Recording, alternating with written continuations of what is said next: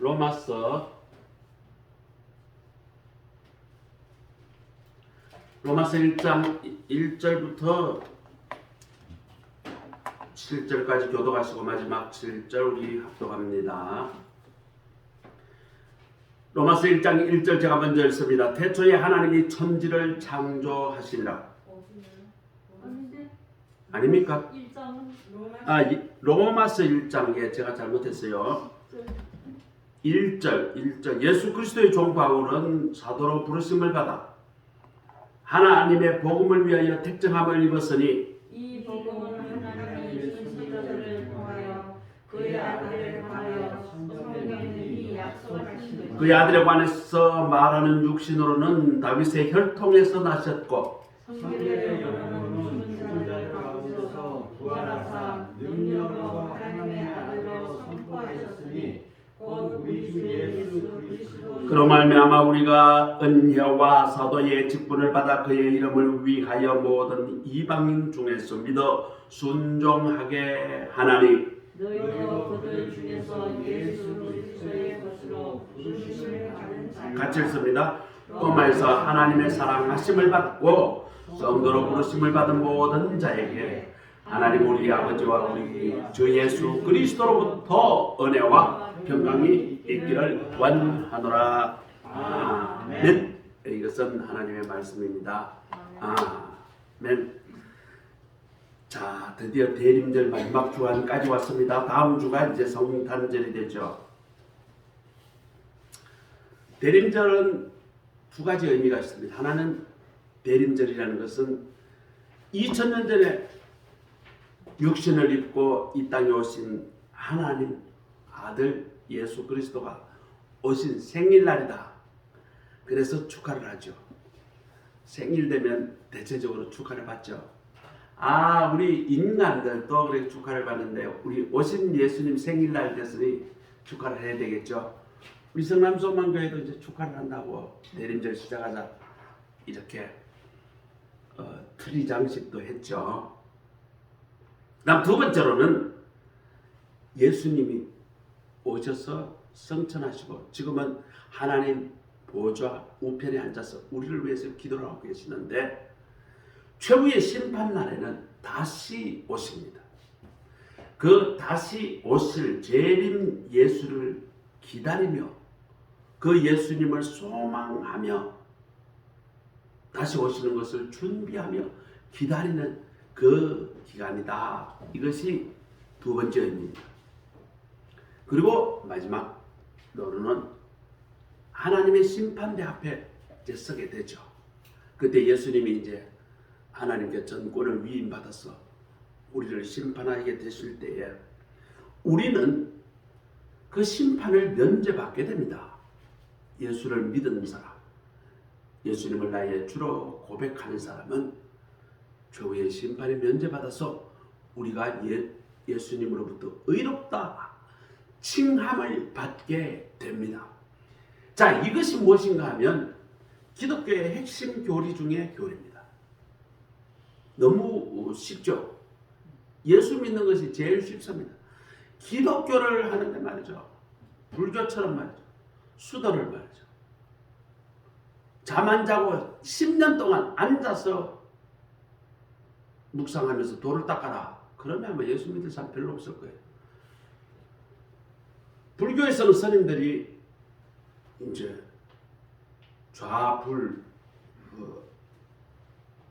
좌불와 그러니 앉아서 불과 눕지 않고 앉아서 24시간 그렇게 돌을 닦아요. 또 오래 닦는 사람들은 뭐 10년도 닦고 그런다 하더라고. 그게 어떻게 가능한지 모르겠어요. 잠 안 자고 앉아서 그리고 조그마한 음식과 뭐 물만 먹고 그걸 10년간 한다니 그 참 대단한 것 같아요. 요즘 말이죠. 제가 성령 훈련 받으러 갔는데 새벽 7시부터 밤 12시까지 앉아있는 게 너무 힘들어. 밥 먹을 때 잠깐 쉬고 2시간마다 한 10분 정도 쉬고 그 다음에 계속 앉아서 말씀 듣고 기도하고 말씀 듣고 기도하고 하루만 앉아있어도 막 몸살이 날 지경인데 힘들어요. 그런데 다른 종교는 앉아서 10년 동안 돌을 닦는다. 그렇게 예수를 믿으라 하면 아이고 힘들어서 못 믿겠다고 그런 사람들 수도록 하겠죠. 우리 기독교는 예수님의 나의 구세주이심을 믿기만 하면 우리가 의로워서 의롭다 하는 게 아니라 예수님께서 우리를 의롭다 칭해 주셨다. 이것이 기독교의 진리입니다. 오늘 대림절 맨 마지막 주간에 복음이란 무엇인가? 우리는 이 복음에 부름받은 자로서 어떻게 마음을 가져가야 되고 어떻게 살아가야 하는가? 기독교의 가장 핵심 진리 중의 핵심. 그것을 오늘 예수님 대림절 맞는 이 일주 전에 이것을 설교하려고 해요. 로마서 주제가 믿음으로 의롭게 의롭다 함을 얻는다라는 것입니다. 자, 이것이 매우 기독교에서 중요합니다. 우리가 죄인에서 의인으로 되는 것은 무엇으로 된다? 믿음으로 된다는 거예요. 이게 기독교의 핵심입니다. 기독교는 공로가 아닙니다. 믿음입니다. 자, 그 다음 두 번째, 의롭다 함. 이것이 기독교의 진리입니다. 의가 뭘까요? 옳다는 거예요. 바르다는 거예요. 무엇에 대해서? 하나님 앞에서 의롭다 함을 우리가 인정받는 것이 기독교입니다. 내가 의로운 거 아무 상관이 없어요. 법으로 의로운 거랑 아무 상관이 없어요. 하나님이 나를 의롭다 함, 이것을 인정받는 것입니다. 무엇으로? 믿음으로. 기독교의 교리가 간단합니다. 자, 그 다음 의롭다 함을 어떻게 한다? 얻는다는 것은 뭐예요? 내가 노력해서 대가를 치른다가 아니라 공짜로 얻는다는 거예요. 이게 기독교의 핵심 교리 중의 교리예요. 너무 쉬워. 믿기만 하면 되니까. 그리고 우리의 죄가 예수 그리스도가 나의 구세주라는 것을 믿을 때에 내 죄는 용서받는다는 거죠. 그리고 내 모든 것은 예수 보혈의 피로 뒤집어 씌워버려서 바깥에서는 보면 나는 무엇으로 보인다? 예수 그 거룩한 피로 내가 다 사함을 받은 내가 보이는 거예요. 이것이 어디서 나오는가? 로마서에 나오고 고린도전서에 나와요. 그리고 빌립보서에도 똑같은 이야기가 나오고 히브리서에도 나오고 베드로전서, 신약 성경의 대부분의 이야기가 이 이야기입니다. 이것이 내 노력이나 공로가 들어가지 않습니다. 내가 믿기만 하면 하나님으로부터 어떻다? 얻는다는 거예요. 얻는다는 것이 기독교의 또 진리입니다. 사도 바울은 이 복음을 전하기 위해서 평생 결혼도 안 하고 평생 여행을 하고 나중에는 온 세계의 수도였던 로마에 가서 그 복음을 이제 전하려고 하는데 로마로 가는 길이 막혔어요. 정치적 이유로 또 그 다음에 그 당시에는 뭐 교통편이 불편했으니까 또 교통편이 맞지 않았어요. 막혔어요. 그래서 내가 로마에 못 가더라도 내가 편지를 써서 이 복음의 진리를 로마의 그리스도인들에게 가르쳐줘야 되겠다라고 쓴 편지가 로마서입니다. 그래서 로마서는 복음 중에 복음이다. 바울이 평생 전하려고 했던 그 복음이 압축된 것이 복음서입니다. 그래서 기독교를 알 때에 맨 처음에 공부해야 될 책이 뭔가? 로마서입니다. 로마서를 하고 난 뒤에 그 다음에는 복음서를 공부를 합니다. 복음서 중에 가장 그리스도의 복음이 집약된 것이 요한복음입니다. 그럼 두 번째로 공부해야 될 게 요한복음. 그 다음에 요한복음을 이제 공부를 하고 난 뒤에는 마태, 마가, 누가 이 공간복음이라는데 이것은 예수님을 역사적으로 어떤 일을 하셨다 기록한 공간복음이 마태, 마가, 누가고, 요한복음은 공간복음과 성격이 완전히 다릅니다. 하나님 입장에서 예수 그리스도가 누구인가를 그 일어난 일들을 가지고 기록한, 주로 예수님의 말씀을 가지고 기록한 책이 요한복음입니다. 그리고 복음에 설명하는 데는 공간복음보다는 요한복음이 훨씬 더 깊이가 있습니다. 첫 번째 맨 처음에 로마서를 공부하고, 두 번째 요한복음, 그리고 세 번째는 예수님의 역사에 관련되는 것이 이 마태, 마가, 누가 복음이죠. 공간복음. 자, 그 다음에 이제 공부를 한다면 사도행전, 그 복음이 어떻게 세계로 확산되어 갔는가, 이 역사를 기록한 것이 사도행전입니다. 그 다음에 이제 공부를 한다면 고린도, 전서, 후서, 이런 순으로 공부를 하면 되고, 그 다음 이제 구약으로 가서는 제일 중요한 것이 모세 오경입니다. 창세기부터 신명기까지 제일 중요한. 그 다음 여호수아부터 에스더까지는 역사서입니다. 이 역사는 하나님이 이스라엘 백성들을 어떻게 다스렸는가, 어떻게 도와주셨는가를 여호수아서부터 저기 에스더까지는 역사서죠. 그 역사서는 좀 비중이 조금 공부하는 데는 좀 떨어져요. 구약에서는 제일 중요한 것이 뭐다? 모세오경, 창세기, 출애굽기, 레위기, 민수기, 신명기, 이 5권이 하나님이 예수 그리스도를, 하나님이 어떻게 인류를 창조하시고 구원하시고 또 앞으로 어떻게 하실 것인가, 그것을 계시하는 것이 모세오경이죠. 그다음 역사서 다음에는 시가서가 있습니다. 욥, 시편, 잠언, 전도, 아가서, 이 5권은 이스라엘 백성들이 하나님이 어떤 존재라는 것을 찬양하고 시로 그것을 표현한 그런 문학서입니다. 그렇기 때문에 욥, 시편, 잠언, 전도, 아가서는 우리에게 매우 깊은 교훈을 줍니다. 왜? 이스라엘 백성들이 수천 년 동안 그 하나님을 섬기면서 자기네들이 생사고락 모든 상황에서 경험한 그 하나님에 관해서 고백한 그 문학서이기 때문에 우리에게 큰 교훈을 주죠. 그 다음에 이사야, 예레미야부터 시작해서 말라기까지는 예언서입니다. 이 예언서는 하나님이 하신, 이스라엘 백성이 하신 것도 예언이 되지만 더 중요한 것은 장차 오실 예수님에 관한 그런 예언의 말씀이 이사야부터 말라기까지가 다 있어요. 그래서 예수님이 오실 예수님,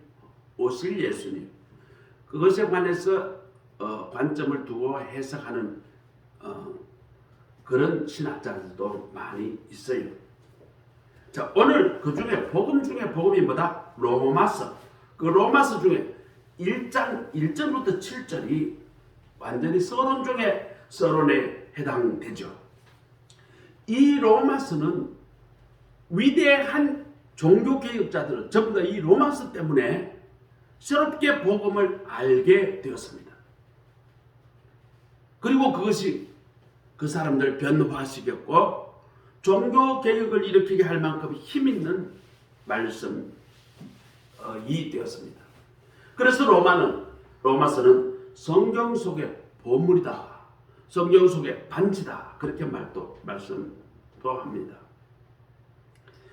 복음이라는 것은 무엇인가? 복음이라는 것은 모든 믿는 사람을 구원하는 하나님의 능력이라는 것입니다.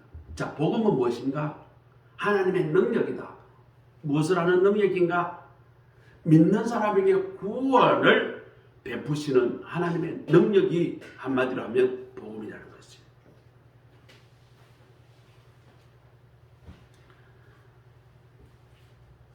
오늘 또 하나의 복음의 놀라운 것은 구원의 조건이 무엇이다? 믿음밖에 없다는 거예요. 이것이 우리에게는 매우 놀랍습니다. 다른 종교는 반드시 엄청나게 자기가 노력을 하고 행해야 합니다. 그런데 오늘 로마서의 복음에서는 우리의 구원의 조건은 오직 예수 그리스도가 나의 구세주이심을 믿기만 하면 그 구원을 하나님으로부터 공짜로 얻게 된다는 것이 복음 중에 복음인 것입니다. 16절에 보면 모든 믿는 사람을 구원하는 하나님의 능력이라는 표현이 나와요. 그 말씀은 오직 믿기만 하면 구원을 받는다는 것입니다. 하나님은 우리의 구원을 위하여 어떠한 다른 조건도 요구하지 않습니다.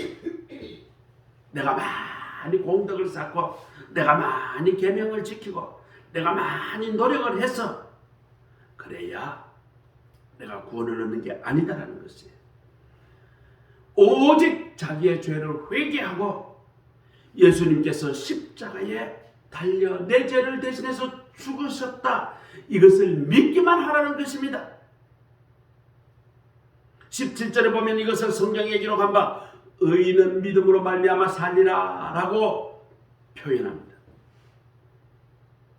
이것은 죄인을 포함하여 아무도 구원 못 받을 사람이 없다는 거예요. 믿기만 하면 아무리 흉악한 죄인이라도 심지어 살인죄를 저지른 죄인이라도 구원을 받을 수 있다는 복음인 것입니다.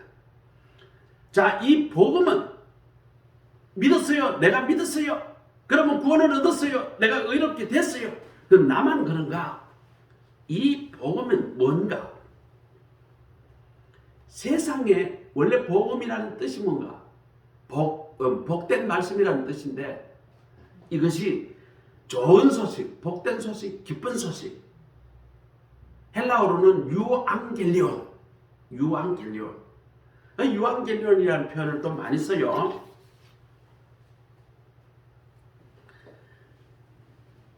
이 복음이 말이죠. 그럼 로마서에만 있나? 그러지 않아요.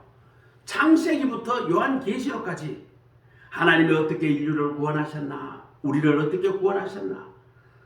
어떤 때는 이스라엘 백성을 상대로 그걸 말씀을 하셨고 어떤 때는 로마인을 상대로 어떤 때는 유대인을 상대로 어떤 때는 이방인을 상대로 그것을 군데군데 각자 다른 시각으로 이렇게도 표현하고 저렇게 표현하는 것이 성경입니다.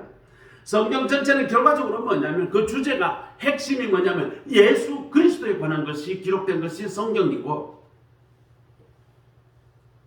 바울은 로마서 1장 2절에서 이 복음은 그 아들에 관하여 약속하는 것이다. 그렇게 아예 못을 박았습니다. 예수 그리스도는 우리에게 기쁜 소식이고 구원이고 생명이라는 것입니다. 우리가 살고 있는 이 시대에 어디를 둘러보더라도 우리에게 기쁜 소식 그렇게 많지 않아요. 어떤 분은 돈이 최고죠. 아이고 공짜 돈이 뭐 조금 생기면 별로겠지만 우리 권사님에게 한 10억짜리 어떻게 뭐 로또에 당첨이 됐다. 기쁜 소식이겠죠. 그런데 어떤 사람들은 그런 이야기예요. 돈만 있으면 뭐든지 할 수 있대요. 어디든지 갈 수 있대요. 내가 하고 싶은 거 다 할 수도 있대요. 또 어떤 분들은 이야기합니다. 돈보다도 권력이 있어야 돼. 권력이 있으니까 사람들이 돈을 갖다 막 바쳐. 그렇게 권력이 최고야. 이재명이가 말이죠. 성남시장이 딱 됐더니 말이죠. 저 쓸모없는 대장동 땅 그 산을 사가지고 그것도 막 8만 원씩 주고 사가지고 팔아먹을 때는 1,몇백만 원에 팔아먹는 그런 권력을 가지니까 이게 말이죠. 돈도 그 다음에 이 권력이 있으니까 그런 것들을 차지할 수 있어서 야 권력이 최고야. 또 그렇게 주장하는 사람이 있어요. 어떤 사람 그거 다 소용없어. 내가 남들에게 존경받고 인정받고 내가 역사에 크게 참 잘 살았다. 그 이름 남는 게 그게 중요하지. 그 돈 그거 다 아무 소용없어. 권력 그거 다 지나가면 헛개비야. 그래서 명예가 최고야. 뭐 사람들은 각자 다 소중한 것을 다 이야기를 합니다. 그런데 돈이 이 세상을 구원할 수 있나요? 권력을 이 세상을 구원할 수 있나요? 우리가 인기 있고 유명하고 명예를 가졌다고 이 세상을 구원할 수 있나요? 우리는 알고 있어요. 이 세상을 구원할 수 있는 것이 뭔가? 복음만이 이 세상을 구원할 수 있다는 것입니다. 얼마나 절망적이고 얼마나 암담하냐가 중요한 것이 아닙니다. 그럼에도 불구하고 복음이 들어가는 곳에는 어떻게 된다? 캄캄한 그것에 빛이 들어가게 됩니다. 안타깝고 암담한 세상에서 소망이 생기는 것입니다. 복음이 그 불의와 암담함과 어두움을 모두 다 어떻게 한다? 밀어낼 수가 있어요. 우리 조선이 말이죠. 지금부터 1880년대에 우리 복음이 들어왔으니까 지금부터 140년 전에 들어왔네. 138년 전에 들어왔습니다. 복음이. 선교사들이 들어왔어요. 그때 우리 조선이 어땠습니까? 왕과 일부 대신들만 사람 주시라고 대부분의 사람들이 뭐 세종 때 몇 프로가 종이었다고? 우리 집 사람이 잘 아는데 40%가 종이었대요. 우리 둘 중에 하나는 종이었다는 거예요. 그리고 성종, 정종 때 대부분의 사람들이 보릿고개 때 되면 음식을 못 먹어가지고 굶어 죽는 사람이 너무 많았다라는 거예요. 이게 우리 역사입니다.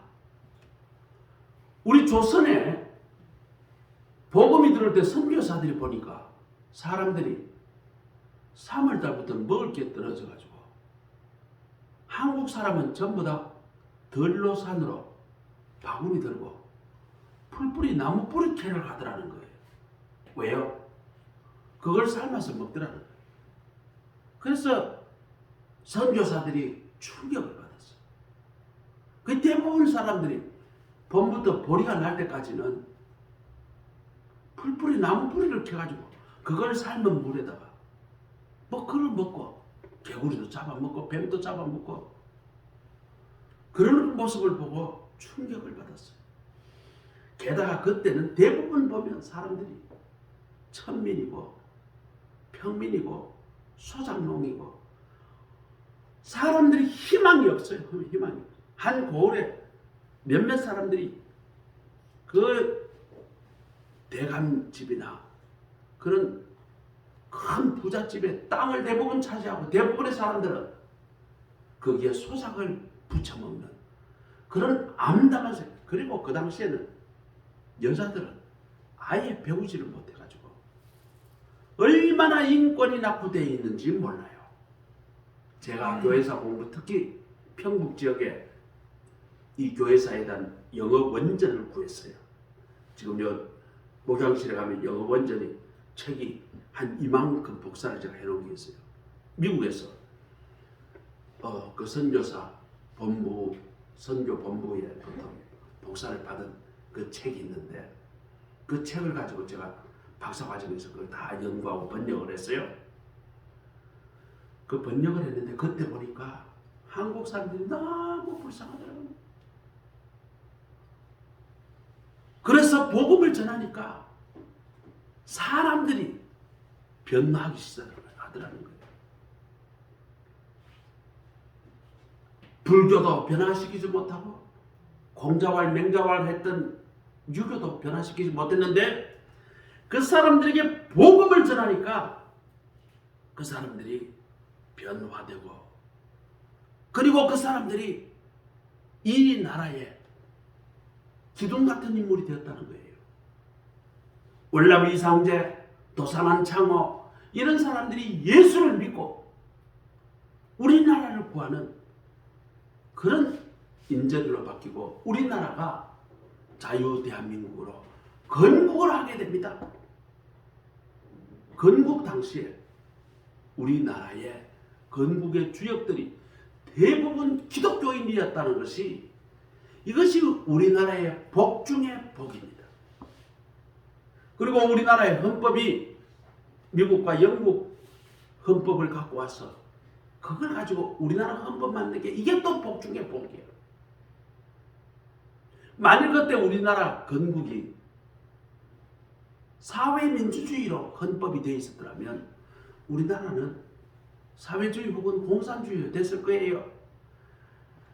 우리나라가 복음이 들어와서 우리나라의 지도자들이 그때 대부분의 사람들이 거의 70%가 기독교인이었다는 거예요.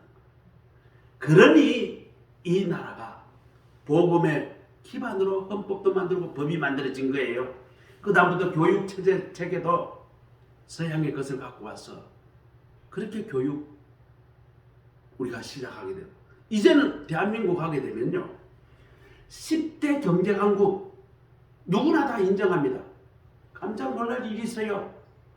우리나라 GDP가 내년부터 일본보다 더 커집니다.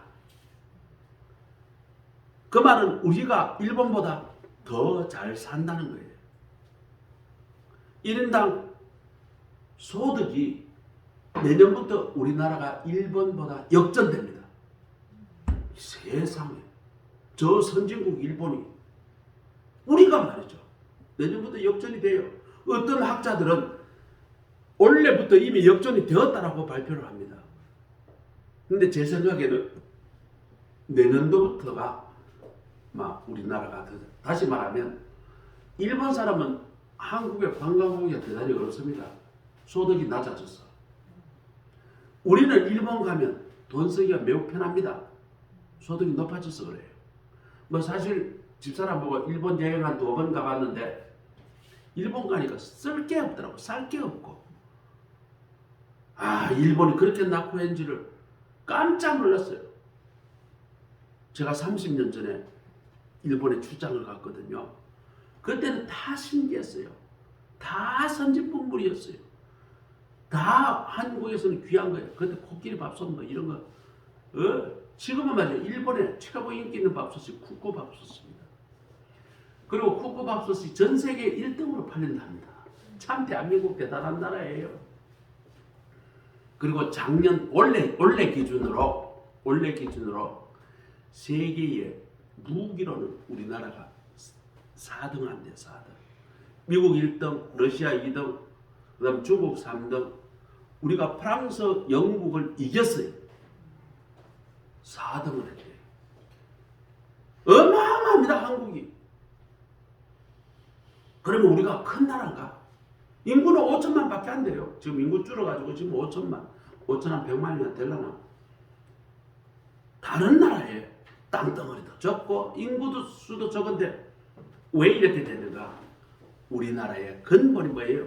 복음이 이 나라에 자리 잡았다는 거예요. 복음만이 세상에 희망을 줄 수 있고 복음만이 우리 인류에게 희망을 줄 수가 있습니다. 세계 어디 가도 다 마찬가지예요. 복음이 들어가는 곳에는 반드시 개화가 일어납니다. 인권이 있습니다. 사람답게 살 수가 있어요. 복음이 없는 곳에는 어디를 가든지 똑같습니다. 문명입니다. 그리고 인권이 없습니다. 여성들은 힘이 약하니까 복음이 없는 곳에는 볼 것도 없어요. 볼 것도 없어.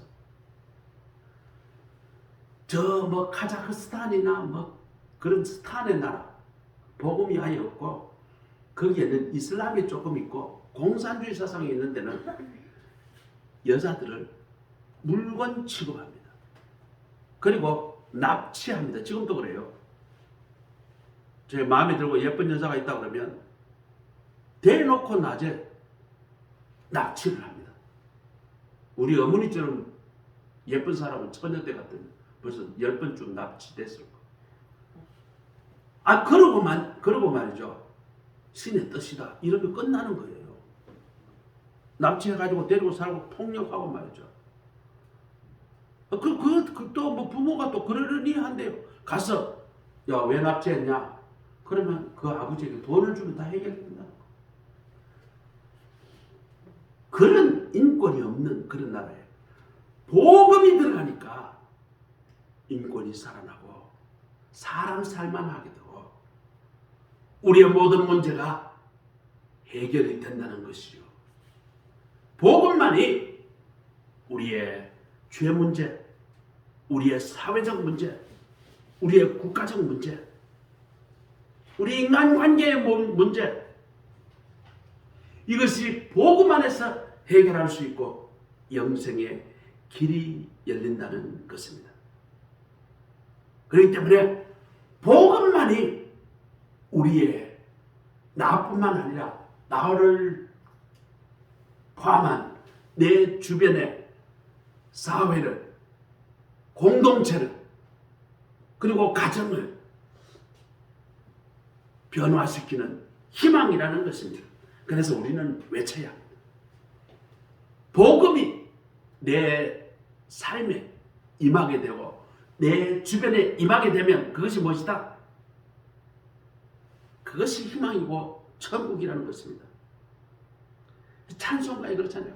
예수의 이름은 세상의 소망이요 예수의 이름은 천국의 기쁨이라고 찬송가에도 찬송하고 있잖아요. 오늘날 그리스도인에 있어서 가지고 있어야 할 그 자신감이 바로 사도 바울과 똑같은 바로 그것입니다.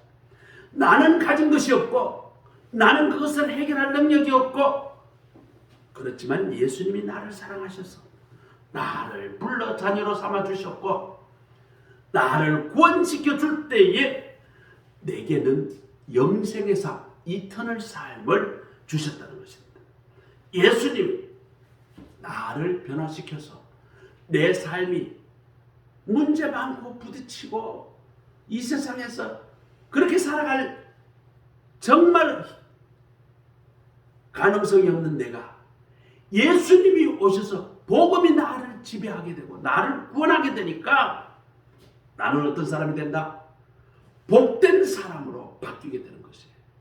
그러면 내가 이 복된 사람이 어떻게 해야 되는가? 나가서 이 복음을 전하는 사람으로 하나님이 나에게 임명하셨습니다. 복음을 내가 받아들인 사람은 어떻게 하느냐? 내 주변에다 그 복음을 전해야 해요. 가정에 가서 내가 복음의 삶을 사는 거예요. 내가 내 남편, 내 아내에게 복음의 삶을 내가 사는 거예요. 내가 예수 그리스도의 사랑과 의로 실천하며 살아가는 거예요. 내가 직장에 갑니다. 내가 또 친구들 사이에서 또 어울리게 됩니다. 그러면 어떻게 해야 될까요? 내가 복음의 삶을 살아가는 거예요. 그것을 뭐라고 하느냐? 하나님이 나를 내 주변에, 내 사회에, 내 인간관계에 하나님의 대사로 나를 파송했다. 이런 의식을 가지고 살아가야 하는 것입니다. 이때에 내가 세상으로부터 내가 복음으로 살아갈 때에 세상은 나로부터 많은 핍박과 부딪힘이 있습니다. 이때 내가 가져야 될 생각이 뭔가? 그래 봐라. 나는 세상이 가지지 못할 복음을 가졌다. 이런 자부심과 그런 의식을 가지고 내가 하나님의 전권대사이다. 내가 세상이 줄 수 없는 그런 복음을 내가 가지고 있다.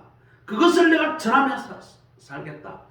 주께서 내게 이 복음을 맡기셨다. 이것을 정확히 알고 인식하고 그것을 실천하고 살아가야 하는 것입니다. 그러할 때에 로마가 아무리 강하고 기독교인을 그렇게 박해할지라도 결국은 로마는 기독교에 굴복하게 됩니다. 325년에 드디어 기독교가 자유를 얻게 되고 그리고 590년에 기독교가 드디어 국교가 되는 그런 일이 일어납니다. 아니 힘으로 치면 세상의 힘으로 치면 로마를 당할 장군이 어디 있어요? 전 세계를 점령했던 그 로마를 기독교의 복음이 점령하게 된 것이죠. 북한의 핵 무섭습니다. 강대국의 그 무력 무섭습니다. 그러나 그것보다도 더 강력한 것은 무엇인가? 바로 복음이라는 것입니다. 세상이 나를 아무리 박해를 하고 세상이 나를 아무리 힘들게 하더라도 나는 무엇으로 대적하면 된다? 복음으로. 복음으로 대적할 때에 모든 문제는 파쇄될 것입니다. 모든 문제는 해결될 것입니다. 그래서 사도 바울은 선언합니다. 내가 가진 복음을 부끄러워하지 아니하노니. 복음이 최고의 능력입니다. 복음이 이 시대를 살리는 희망입니다. 복음이 우리의 가진 모든 인생의 문제를 다 해결하는 무엇이다? 열쇠인 것입니다. 오늘 이것을 믿고 그렇게 살아가시는 우리 모두가 되시기를 간절히 소원합니다. 자, 세 번째는 이 복음의 열정이 내가 가지고 이것을 회복하게 되면 그 복음이 나를 회복시켜 줄 것이라는 것입니다. 매우 중요한 이야기입니다. 내가 삶이 다운이 됐어요. 내가 어떤 인생으로 인해서 문제가 해결이 됐어요. 아주 어려움에 처해졌어요. 우리 권사님은 지금 딸 문제 때문에 힘들어요. 인생에 큰 문제가 있어요. 빨리 저걸 치료를 좀 해야 되겠는데 이러지도 못하고 저러지도 못하고 그것 때문에 갇혔어 지금. 그런데 여기에서 내가 복음의 열정이 회복이 되면 그 복음이 나를 회복시켜주고 살려줄 것이라는 것입니다. 기독교인이라는 것은 무엇일까요? 내가 기독교인이라는 말은 무슨 말일까요? 내가 예수 그리스도를 나의 구세주로 믿는 사람입니다.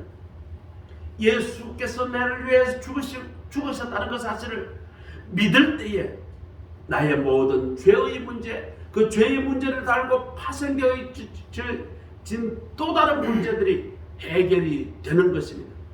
예수님이 부활하심을 믿었기에 나도 이 문제를 극복하고 죄와 사망에서 내가 부활한다는 사실을 믿는 것이 뭐예요? 그리스도인인 것이. 예수님께서 이 땅에 재림하실 때 내 육체와 낙원에서 편히시던 내 영혼이 다시 만나 신령한 육체로 다시 부활하게 될 사람이 누군가? 바로 복음을 믿는 우리인 것입니다. 그러므로 우리는 예수님은 나의 구세주이시오 심판주이시고 하나님 나라의 만왕의 왕이시고 그것을 믿는 자는 우리는 영원한 생명을 얻게 되는 것입니다. 이것이 복음입니다. 이것이 기쁜 소식입니다. 이 세상의 그 어떤 소식을 다 합쳤어도 이 예수 그리스도의 복음, 그것을 뛰어넘는 복음은 없습니다. 이 복음을 가진 자가 이 복음을 널리 전해야 하는 명령을 받았고 그 사명을 우리는 받았던 것입니다. 더더군다나 한국교회는 절망의 땅, 암울한 땅에서 복음을 받아 우리나라가 이만큼 잘 살게 되고 세상에 빛이 되었고 세상의 모범이 됐잖아요. 다시 말하면 우리나라가 복음의 빚진 자라는 것입니다. 이 복음을 전 세계에 우리가 널리 전해야 할 거예요. 우리 성남소망교회는 교회가 너무 작습니다. 그렇지만요, 우리 성남소망교회는 세상에 여러 선교지에 선교 헌금을 다달이 지금 계속 보내고 있어요.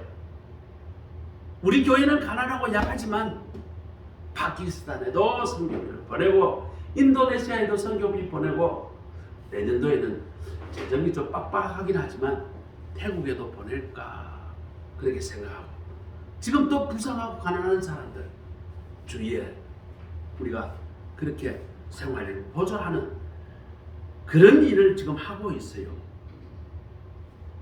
예수 그리스도 안에는 놀라운 능력이 있습니다. 이 복음 안에는 놀라운 능력이 있습니다. 복음이 우리에게 오면 우리의 모든 불가능과 우리의 모든 악한 영과 악한 세력 그리고 모든 문제들을 다 해결받습니다. 그리고 그런 것들은 다 쫓겨납니다. 복음을 듣고 예수님을 모시고 복음을 내 마음속에 모시고 살아가면 모든 악한 영의 저주들이 다 풀리게 되는 것입니다. 오늘 우리는 복음에 관한 우리의 신앙을 고백하는 시간을 갖겠습니다. 자막을 보시고 저를 따라 같이 이 기도문을 같이 따라서 하시기 바랍니다. 제가 먼저 읽으면 여러분들 같이 적어보시고 같이 읽으시면 됩니다. 하나님, 저는 복음을 알면서도 제 마음대로 살았던 죄인입니다. 이 모든 죄를 진심으로 회개합니다. 저를 다시 살리기 위해 이 세상에 오셔서 십자가에 피 흘려 죽으시고 부활하신 예수님을 저의 구세주로 믿고 제 마음속에 영접합니다. 이제부터 제 마음속에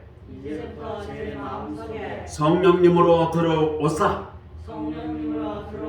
저를 다스려 주시고 내 삶을 인도해 주시고 지금부터 영원토록 저와 함께 하여 주옵소서. 예수님의 이름으로 기도드렸습니다. 네, 이것이 영접 기도라고 하는데 우리는 이 영접 기도, 이 고백의 기도를 자주 해야 됩니다. 하나님 앞에. 하나님 나의 주인입니다. 내가 하나님을 모시고 살아가겠습니다. 내 마음속에 오셔서 나를 다스려 주시고 내가 영원토록 성령님의 순종한 삶을 살아가겠습니다. 나를 다스려 주시고 인도해 주세요. 저와 함께 해 주세요. 이 기도를 계속적으로 우리는 반복해야 할 것입니다. 우리는 캐나다의 온타리오에 있는 그런 초등학교입니다. 그 주일학교에서 성탄절 연극을 준비하고 있는데 배우들을 모집해서 연극을 하는데 초등학교 4학년짜리가 하나가 왔는데 정신지체아예요. 말을 잘 못해요. 이름이 랄프입니다. 랄프. 근데 이 학생이 자기도 연극이 너무 하고 싶어요. 근데 지능이 모자라고 말이 어눌 하니까 참 선생님이 난감합니다. 그렇지만 이 랄프에게 용기를 주고 싶었어요. 배역을 하나 주고 싶어요. 그래서 배역 중에 아주 간단한 배역, 여관 주인 역할을 맡겼어요. 자, 요셉이 임신한 마리아를 데리고 와서 여관방 문을 두드리고 방을 하나 주세요. 그러면 여관 주인이 지금 방이 없어요. 이것만 하면 돼요. 그러니까 아이고 지금 우리 아내가 곧 아기를 낳을 것 같으니까 방 좀 주세요. 그러면 아니 없다니까요. 없어요. 이렇게 3번만 하면 돼요. 방이 없다는 말만. 얼마나 쉬워요. 그죠? 자, 연극하는 성탄절이 됐어요. 성탄절이 돼서 이제 연극을 합니다. 아슬아슬한 마음으로 봅니다. 랄프가 여관 주인 분장을 하고 가서 딱 기다립니다. 똑똑똑똑 방을 하나 주세요. 여기 보정을 하러 왔습니다. 방이 없어요. 가득 찼어요. 없어요. 아니 큰일 났어요. 이 사람이 지금은 아기를 낳을 것 같은데 좀 봐주세요. 방이 없어요. 없다니까요. 큰일 났어요. 이 추운데 어디 가서 아기를 놓겠어요? 제발 좀 아기를 낳을 수 있는 그런 공간이라도 좀 빌려주세요. 제발 사정하겠습니다. 어디로 가겠어요? 제발 내 아내를 아기 낳을 수 있도록 방을 좀 주세요. 그랬더니 갑자기 랄프가 말이죠. 눈물을 쭈르륵 흘리면서 그렇다면 들어오세요. 내 방을 내드릴게요. 애가 갑자기 없던 말을 해버립니다.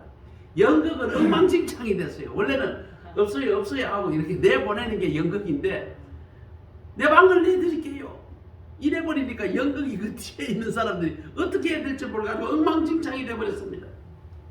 그러나 그 연극을 보았던 모든 사람들은 깊은 감동을 받았어요. 누가 예수 그리스도를 받아들일 수 있을까요? 이런 단순한 마음으로 복음을 받아들여 믿는 사람들이 바로 그리스도를 받아들일 수 있는 사람일 것입니다. 대림절 마지막 주간 이제 1주간 남았습니다. 성탄절. 우리 마음이 가난한 사람들의 마음속에 찾아오고 있었던 하나님의 아들 예수 그리스도가 지금 또 우리의 마음을 녹하고 있습니다. 성탄의 계절 우리 예수 그리스도 우리 마음속에 여러분 마음속에 여러분의 가정에 그리고 여러분의 삶 속에 오셔서 영원히 함께 계시기를 축복합니다. 아멘. 이 귀한 복음을 또 가족, 친지, 이웃에게 전해서 그들도 함께 복된 축복을 누리게 되는 그들은 다 복음의 사람이 되기를 축복합니다. 아멘. 기도하겠습니다. 하나님 감사합니다. 대림절 마지막 주간에 우리는 누구인가 부름받은 사람이라는 제목으로 말씀을 묵상하였습니다. 하나님,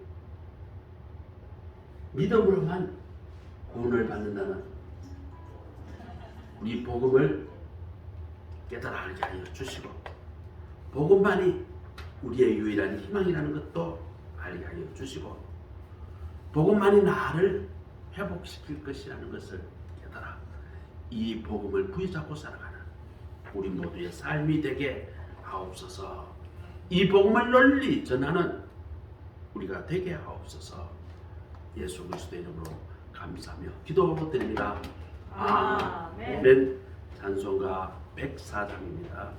104장.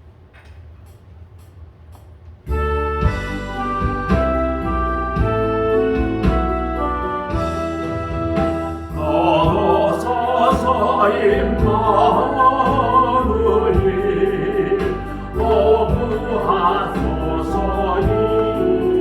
이스라엘 끝보로 생활도 달파 메시아 귀담입니다.